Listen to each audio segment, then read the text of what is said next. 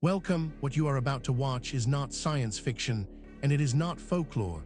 It is a serious investigation into one of history's most compelling unresolved questions, the mystery of the lost Gospel of Judas, the text that changed how we see the betrayer.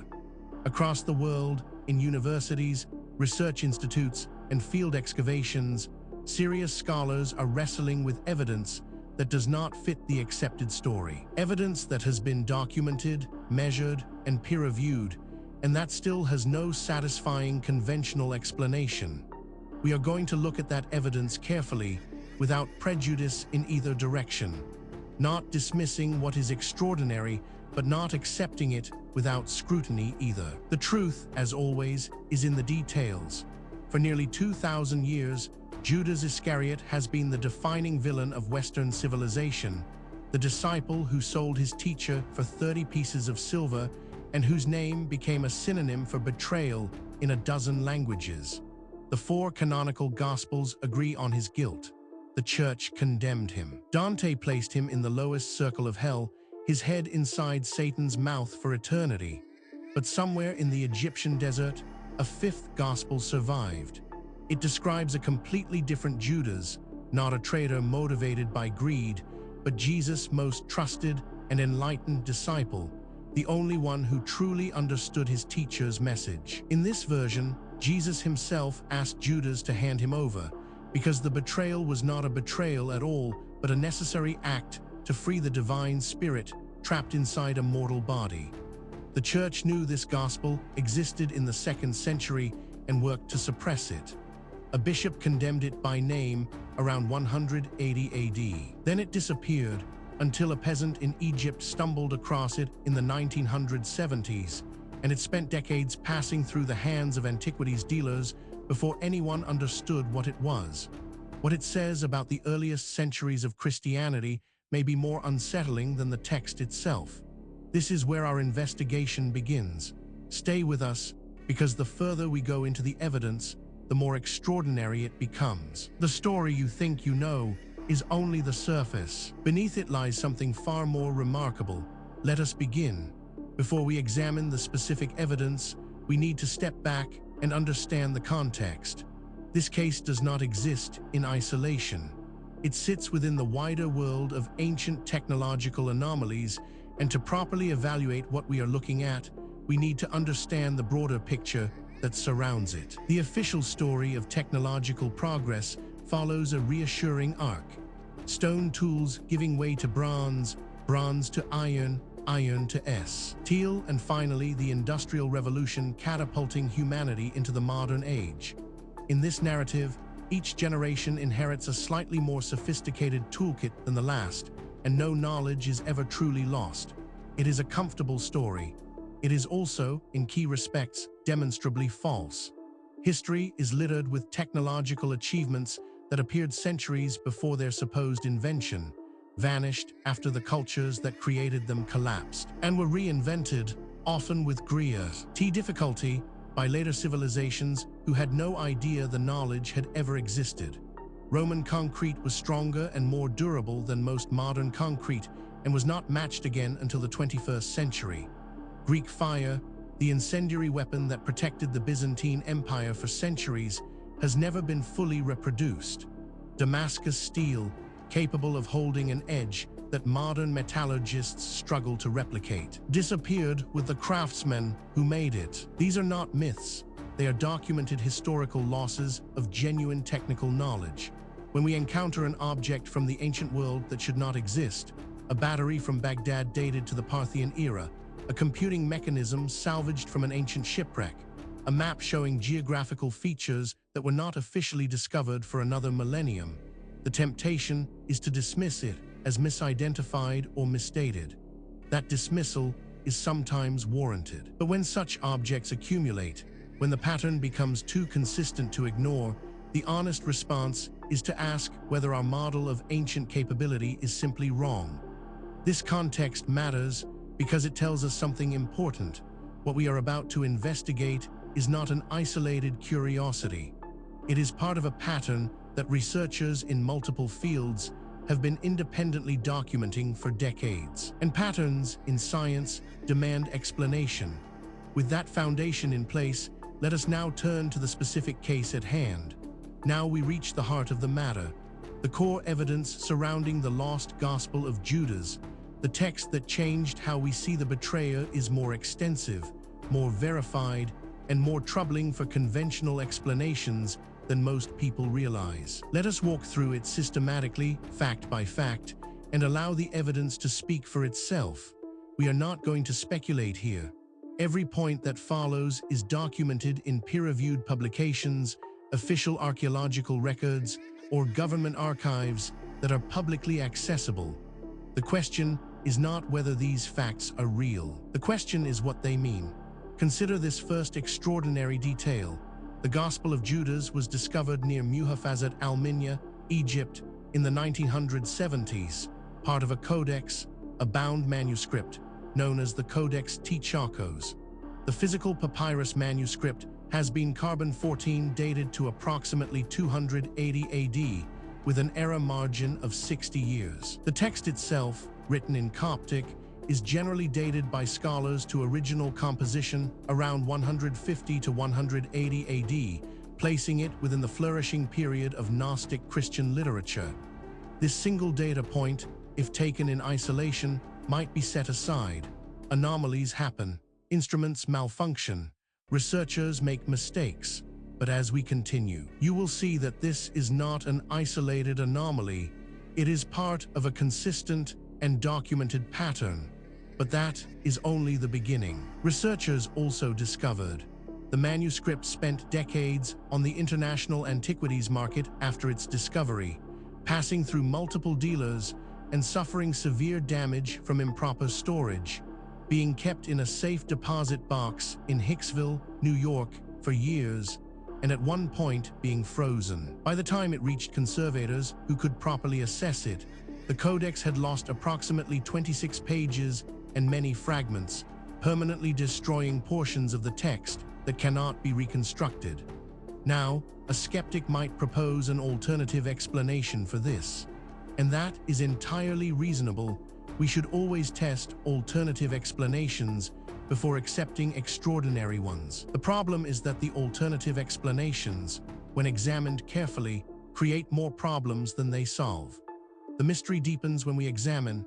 Irenaeus of Lyon, bishop and theologian, mentioned the Gospel of Judas explicitly in his treatise against heresies, written around 180 AD, condemning it as a fabrication of heretical Christians who declare that Judas the traitor was thoroughly acquainted with these things, and that he alone, knowing the truth as no others did, accomplished the mystery of the betrayal. This confirms the gospel existed in some form by the 2nd century and was suppressed as heresy. This is where the conventional account begins to strain. Each individual fact might be dismissed or minimized in isolation, but the cumulative weight of the evidence is another matter entirely. Perhaps most remarkable of all, National Geographic acquired the rights to the manuscript, funded conservation work, and published the first English translation in 2006. Alongside a television documentary, the text portrays Judas as Jesus' closest and most spiritually advanced disciple. Jesus takes Judas aside, tells him he surpasses all other disciples, and instructs him, "You will exceed all of them, for you will sacrifice the man that clothes me." The betrayal is a liberation of Jesus' divine spirit from his material body. Researchers who have examined this evidence have described it as genuinely difficult to explain within the accepted framework. These are not fringe commentators. They are credentialed academics publishing in mainstream journals, raising questions that the field has not yet satisfactorily answered.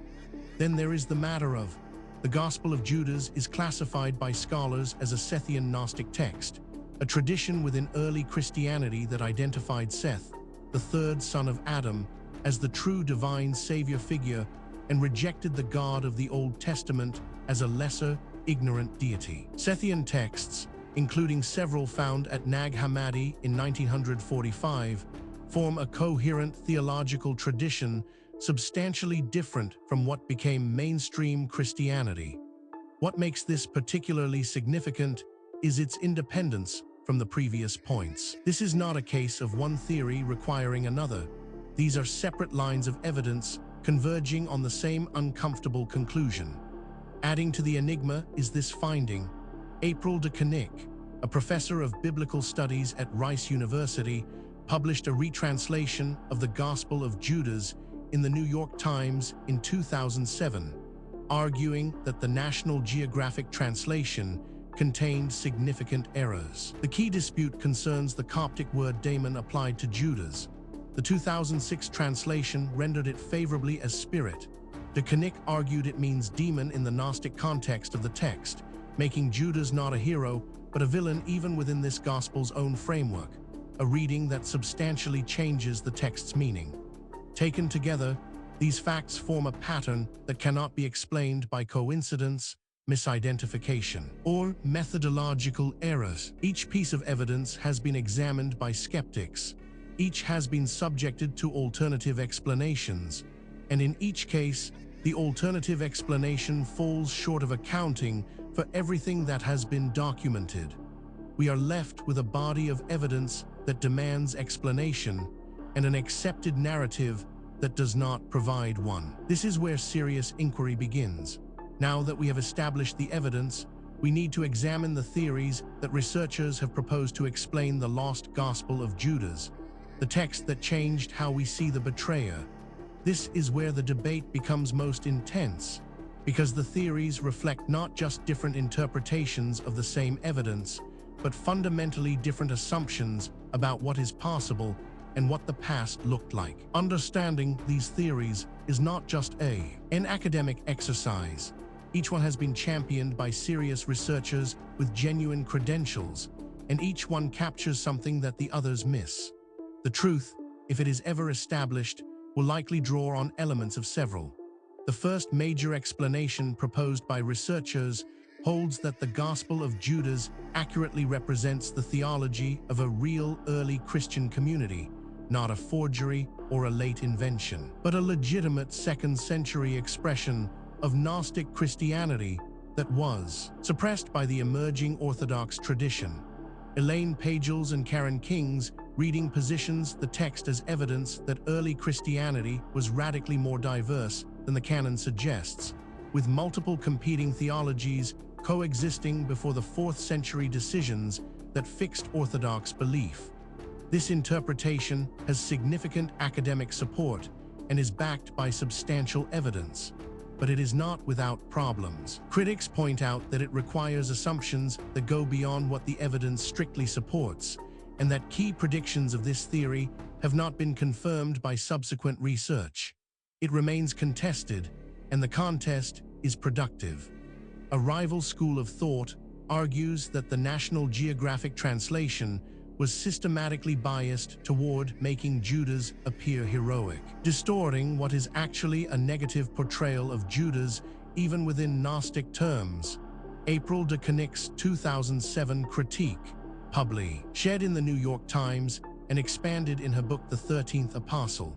De Koninck argues that the Sethian framework of the text makes Judas not a liberated spiritual hero, but a demon-controlled figure whose act serves the ignorant lower deity, not the true transcendent God. Multiple Coptic scholars have reviewed both translations and consider the debate ongoing.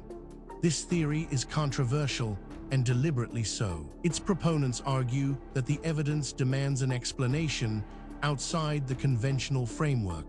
Critics counter that extraordinary claims require extraordinary evidence, and that the evidence presented, while suggestive, does not yet meet that standard. The debate continues in peer-reviewed literature. Perhaps the most unconventional theory suggests that the Gospel of Judas is a Sethian theological exercise that was never intended as a historical account of the actual Judas, but as an allegory for the Sethian community's own self-understanding. They were the spiritually advanced few who, like Judas in the text, knew the secret truth that ordinary Christians and the institutional church did not. On this reading, the text is less about rehabilitating Judas historically and more about the Sethians using the Judas figure as a vehicle for their own theology. What is striking about this debate is not merely that experts disagree, that is normal and healthy in science. What is striking is the quality of the disagreement. Serious researchers, working from the same body of evidence, reaching genuinely different conclusions. That level of fundamental disagreement, when it persists over decades, is a signal that something important has not yet been understood. The question is not which of these theories is right. The question is whether any of them is right, or whether the truth is something that none of the current frameworks has yet been able to capture. The case surrounding the lost Gospel of Judas, the text that changed how we see the betrayer, does not rest on speculation alone. What distinguishes this investigation from pure mythology is the existence of documented, physical, verifiable evidence, material that has been examined by credentialed researchers and whose authenticity is not seriously disputed. What is disputed is its interpretation. Let us review the most significant documented evidence as objectively as possible. We are not going to cherry-pick the data that supports a preferred conclusion. We are going to lay out what exists and let you draw your own assessment. Physical evidence supporting this account includes carbon-14 dating of the Codex T-Chacos papyrus by multiple independent laboratories confirmed a date of approximately 280 AD, consistent with other known Gnostic manuscripts from Egypt. The Coptic dialect and scribble hand are consistent with 3rd to 4th century Egyptian Christian manuscript production. No serious scholar has questioned the physical authenticity of the manuscript, and the text's content is consistent with known Scythian Gnostic literature from the Nag Hammadi library. This evidence has been subjected to independent verification. Skeptics have examined it. Alternative explanations have been proposed and tested. The data remains. The question of what it means remains open. Investigators have documented Irenaeus of Lyon's explicit condemnation of the Gospel of Judas in Against Heresies around 180 AD provides a reliable terminus ante quem for the text's composition. It must have existed and been in circulation before that date. This corroborates the stylistic and theological dating of the text to approximately 150 to 180 AD and confirms that the tradition Irenaeus was fighting against was a real, organized Gnostic community with its own scriptures, not a later invention. This evidence has been subjected to independent verification. Skeptics have examined it. Alternative explanations have been proposed and tested. The data remains. The question of what it means remains open. On-site analysis revealed the 26 missing pages of the Codex T-Chacos lost to antiquities market damage before the manuscript reached conservation represent an irretrievable textual gap. The surviving pages include the Gospel of Judas, but also a copy of the first Apocalypse of James and other Scythian texts. The Company of Texts confirms the manuscript's Scythian Gnostic provenance and suggests the codex was produced for and used by a specific Gnostic community, not assembled randomly. This evidence has been subjected to independent verification. Skeptics have examined it. Alternative explanations have been proposed and tested. The data remains. The question of what it means remains open. Each individual piece of evidence might, in principle, be explained away. A single anomalous artifact might be misidentified. A single anomalous date might reflect contamination. A single anomalous eyewitness account might reflect misperception. The question is whether all of the evidence can be explained away, and whether the explanations required are more or less plausible than the evidence itself. When multiple independent lines of inquiry converge on the same conclusion, that convergence is the most powerful signal in empirical science. And that is exactly what we are seeing here.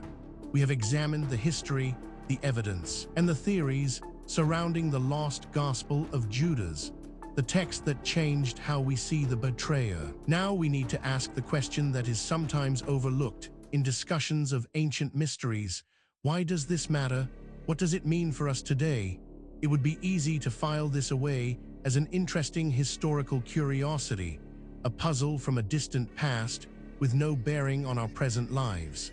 That would be a fundamental mistake. The questions raised by this case touch on issues that are directly relevant to who we are, where we came from, and what the human story actually looks like before the period covered by conventional history. The Codex Ticharcos is now held at the Bibliothèque de Genève, Switzerland, where it is conserved under controlled conditions.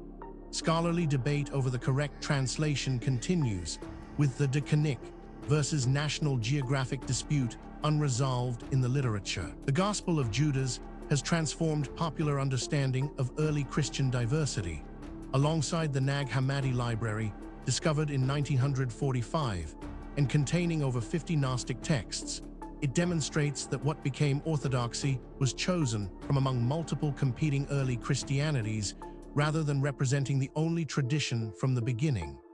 National Geographic's 2006 documentary reached tens of millions of viewers. Text continues to be cited in theological education and popular accounts of Christian origins.